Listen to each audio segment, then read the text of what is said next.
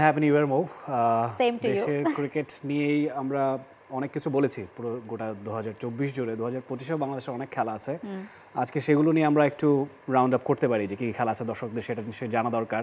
নতুন বছর একটু নড়চড়ে বসতে হচ্ছে, বিপিএলটা জমেছে, শীতের আমেজটা একটু আসতে শুরু করেছে মনে হয়। গতকাল ভালো শীত ছিল, এবং সেটার ইম্প্যাক্ট বিপিএলও আমরা দেখেছি। সবকিছু মিলিয়ে আমরা হয়তোবা শুরুটা বাংলাদেশের ক্রিকেট নিয়ে করতে পারি। একদমই তাই। 24 সালটা কিন্তু ছিল ভরপুর একটা ক্রিকেটের জ্যাম প্যাকড স্কেডিউল ছিল বাংলাদেশের। নরমালি আমরা দেখে থাকি বাংলাদেশ ওয়ানডে বেশি খেলে, কিন্তু 24 সালে টি-20 এবং টেস্টটা বাংলাদেশ অনেক বেশি খেলেছে। সেখানে অনেক সফলতা ছিল, অনেক প্রাপ্তি ছিল, অপ্রাপ্তি ছিল।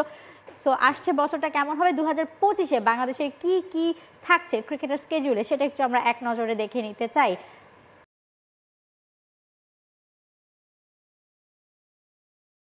অ্যাবসলিউটলি। প্রথমে আইসিসি ইভেন্টগুলো দিয়ে শুরু করছি। আইসিসি চ্যাম্পিয়ন্স ট্রফি বিপিএল এর ঠিক পরেই শুরু হতে যাচ্ছে 15 ফেব্রুয়ারি থেকে 10 মার্চ। পাকিস্তান এবং দুবাইয়ে ভারতের খেলা হলে সেগুলো বাংলাদেশকে দুবাই গিয়ে ভারতের বিপক্ষে খেলতে হবে। এরপর এশিয়া কাপ টি-20 সেটা আবার ভারতের মাটিতে হবে 12 থেকে 28 সেপ্টেম্বর। এখানে ভারতের সঙ্গে আরেকটা সংযুক্ত ভেন্যু হয়তো বা থাকতে পারে, যেহেতু পাকিস্তানও বলেছে যে তারা আসলে ভারতে গিয়ে খেলবে না।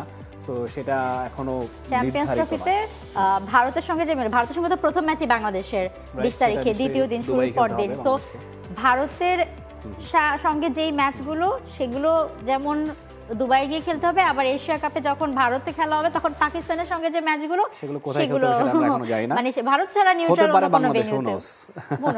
তো বাংলাদেশের বায়োলেটারাল সিরিজগুলো একবার দেখে নিতে চাইবো। সবচেয়ে প্রথম জিম্বাবুয়ের বিপক্ষে বাংলাদেশের খেলা দেশের মাটিতে, সেটা এপ্রিলে হতে যাচ্ছে। তারপর জুনে বাংলাদেশ পাকিস্তানে আরও একবার খেলতে যাবে গত বছরের মতো। সেখানে মনে হয় ওয়ানডে এবং টি-20 থাকছে মনে হয়। তারপরে আবার বাংলাদেশের শ্রীলঙ্কা সফর আছে 2025-এ। ভারত বাংলাদেশে আসবে অগাস্ট সেপ্টেম্বরে। বাংলাদেশ আফগানিস্তানে যাবে না, অন্য কোথাও যাবে, সেটা কোথায় এখন নির্ধারিত না। সেটা আফগানিস্তানের ঘরের মাটিতেও তো খেলা হয় না, তাদের হোম ভেন্যু হিসেবে তো দুবাই শারজাতে খেলা হয়ে থাকে। এক্স্যাক্টলি। ভারতের নয়ডাতে ছিল, সেখানেও আবার আবহাওয়ার কারণে এবং সেটা যেহেতু অক্টোবর মাসে খেলা, সেখানে স্বভাবতই অনেক বেশি বৃষ্টি হয়, সেখানে হয়তোবা খেলা নাও থাকতে পারে। ওয়েস্ট ইন্ডিজ বাংলাদেশে আসবে 2025-এ।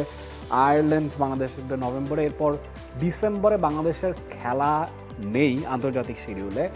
সেক্ষেত্রে এটা হতে পারে যে ডিসেম্বরেই হয়তোবা বিপিএলটা আরও আগে শুরু হতে পারে। সেটা হওয়াটা যৌক্তিক কিনা, কেননা দেখুন আইএল টি-20 শুরু হলেই কিন্তু এই যে বেশ কিছু প্লেয়ার, অ্যালেক্স সেলস বলুন, শাহিন আফ্রিদি বলুন, এরা কিন্তু আইএল টি-20 খেলতে চলে যাবেন।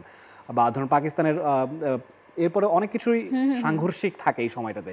ডিসেম্বর মাসটা বাংলাদেশের ক্রিকেট, যেহেতু আন্তর্জাতিক ক্রিকেট নেই, বিপিএলটা আরেকটু এগিয়ে আনা যায় কিনা, যেহেতু এবারে 30 তারিখে করলাম, পরের বার 15 বা এনসিএলটাও যদি ডিসেম্বরের শুরু থেকে শুরু হয়। সেটাই আমি বলতে চাচ্ছিলাম যে কারণ 2025-এর আমরা শেষ যে সিরিজটা দেখছি আয়ারল্যান্ড ট্যুর অফ বাংলাদেশে আয়ারল্যান্ড আসবে। সো তারা খেলে যাওয়ার পরপরই যদি পসিবল হয় এনসিএলটা তাড়াতাড়ি শুরু করে দিয়ে তারপরে তাহলে বিপিএলকে এগিয়ে আনলে অন্য যে ফ্র্যাঞ্চাইজি টুর্নামেন্টগুলো আছে সেগুলোর সাথে ক্ল্যাশ করবে না। সো বাংলাদেশে বিদেশি প্লেয়ারদের পাওয়ার সুযোগ বেশি রয়েছে এবং সেই সাথে মানে জমজমাট হওয়ার সুযোগটা অনেক বেশি থাকছে বাংলাদেশের। নিশ্চয়ই বিপিএলে আসলে নজরটাই আলটিমেটলি দেশি প্লেয়ারদের উপর থাকে, কিন্তু বিদেশি প্লেয়াররা কিন্তু কালারটাকে বাড়ায়। এই যে ধরুন শাহিন আফ্রিদি হঠাৎ করে এলেন, ফরচুন বরিশালের রংটা বদলে গেল, বা এই যে রংপুরে অ্যালেক্স সেলস খেলছেন, এইগুলো কিন্তু বাড়তি উন্মাদনা যোগায়। দর্শকরা কিন্তু আসলে তাকিয়ে থাকেন যে কোন স্টার প্লেয়ার এবারে আসছেন, সেটা কোচিং প্যানেলে হোক, সেটা ধরুন শাহিদ আফ্রিদি চট্টগ্রামে এলেন, তিনি ব্র্যান্ড অ্যাম্বাসেডর হয়ে, সেটাও আলাদা একটা রং ক্যারি করলো।